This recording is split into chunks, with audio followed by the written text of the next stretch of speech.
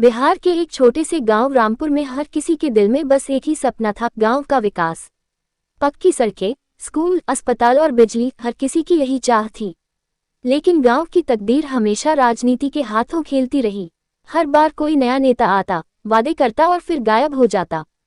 इस बार गांव वालों ने मिलकर एक पढ़े लिखे और पहले से ही सम्मानित इंसान रघुवीर यादव को सरपंच चुना। रघुवीर पहले किसान थे, फिर कुछ साल शहर में नौकरी की और गांव लौटकर सेवा का वादा किया। गांव वालों को उम्मीद थी कि अब बदलाव होगा।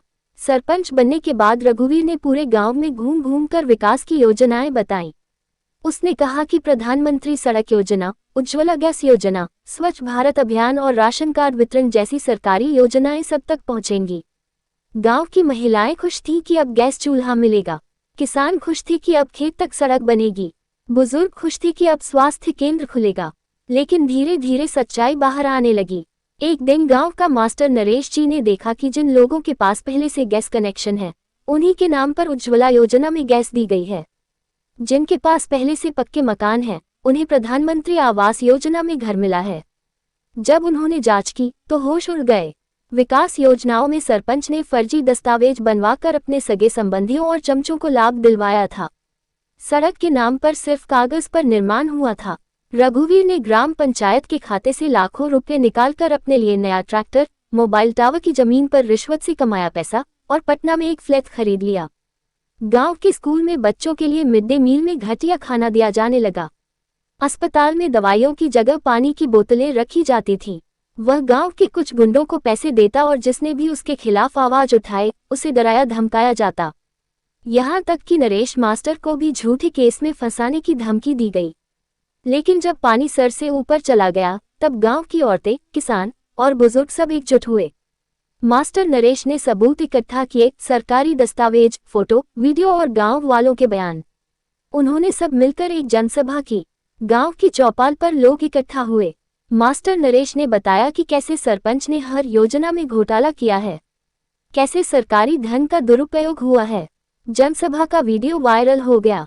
मीडिया तक बात पहुंची। जिला अधिकारी की टीम आए और जांच शुरू हुई।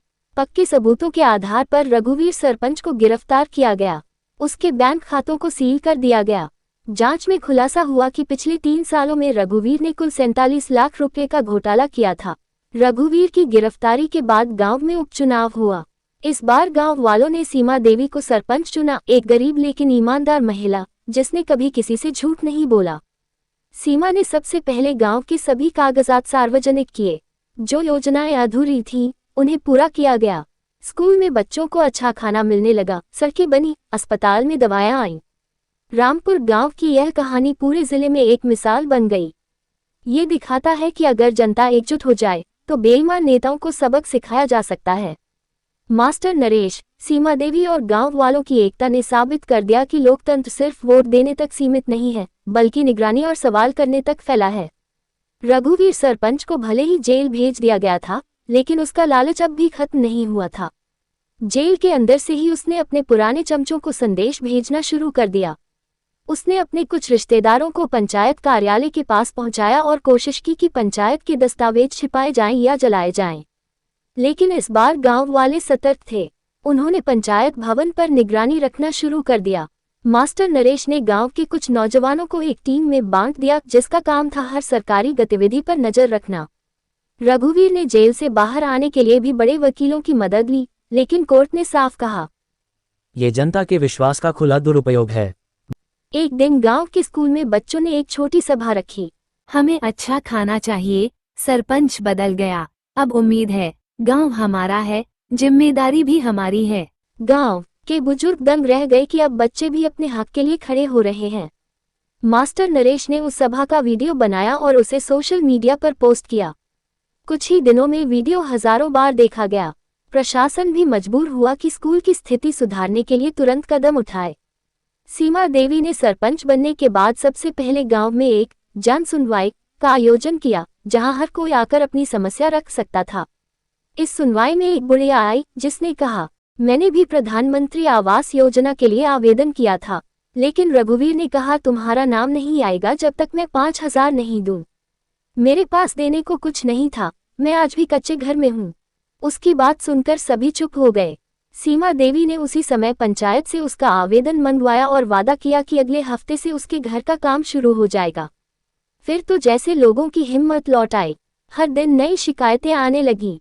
सीमा देवी ने एक रजिस्टर में हर शिकायत को लिखा और महीने के अंत में पंचायत में सबके सामने हिसाब दिया कि कौन सी समस्या कितनी हल हुई। रामपुर अब मीडिया की नज़रों में आ गया था। कुछ पत्रकारों ने आकर गांव की पूरी स्थिति पर डॉक्यूमेंट्री बनाई, कैसे एक बेईमान सरपंच ने गांव को लूटा और कैसे वही गांव अब एकता से आगे बढ़ रहा है। उस डॉक्यूमेंट्री का नाम रखा गया सच्चा गांव। जब डॉक्यूमेंट्री बिहार सरकार तक पहुंची तो उन्होंने रामपुर को एक मॉडल पंचायत बनाने की योजना में शामिल कर लिया। अब गांव में सड़कें सीमेंट की बन रही थी, स्कूल में स्मार्ट क्लास शुरू होने वाली थी और हर घर में बिजली लगाई जा रही थी। गांव के युवाओं में अब एक नई जागरूकता आई थी। उन्होंने एक स्वयंसेवी समूह बनाया जिसका नाम था जनप्रैरी दल। इस दल का काम था किसी भी सरकारी योजना के आने पर उसकी जानकारी को सब तक पहुंचाना और अगर किसी ने पैसे मांगे तो तुरंत विरोध करना। एक दिन जब बिजली विभाग का एक कर्मचारी रिश्वत मांग रहा था, जनप्रैरी दल ने वीडियो बना लिया और सीधे जिला कलेक्टर को भेज दिया। अगले ही दिन वह कर्मचारी निलंबित हुआ। इस घटना ने यह साबित कर दिया कि अगर जनता संगठित हो तो भ्रष्टाचार कभी टिक नहीं सकता। रामपुर की यह कहानी सिर्फ एक गांव की नहीं, बल्कि हर उस जगह की कहानी है जहां जनता ने अपने हक के लिए आवाज उठाई। बेईमान सरपंच चाहे जितना चालाक हो, लेकिन अगर गांव एकजुट हो जाए तो सच्चाई की जीत पक्की होती है।